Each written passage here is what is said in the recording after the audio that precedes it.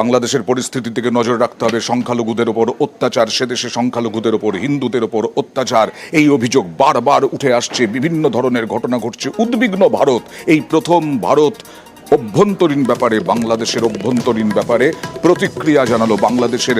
ভারতের বিদেশ মন্ত্রক বাংলাদেশে সংখ্যালঘুদের নির্যাতনের অভিযোগ, হিন্দুদের বাড়ি দোকান পোড়ানোর অভিযোগ প্রতিবাদ করে গ্রেফতার হিন্দু নেতা চিন্ময় কৃষ্ণ দাস। বাংলাদেশে সংখ্যালঘুদের নিরাপত্তার দাবি তুলল ভারত।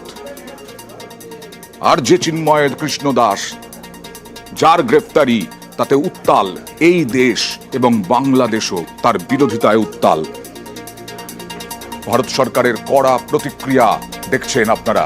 ভারত সরকার এই প্রথম বাংলাদেশের অভ্যন্তরীণ বিষয় নিয়ে প্রতিক্রিয়া দিল।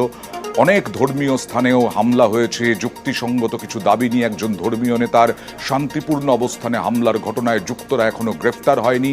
চিন্ময় কৃষ্ণ দাসের গ্রেফতারির পর সংখ্যালঘুদের ওপর পরপর হামলার ঘটনাতেও গভীর উদ্বিগ্ন ভারত।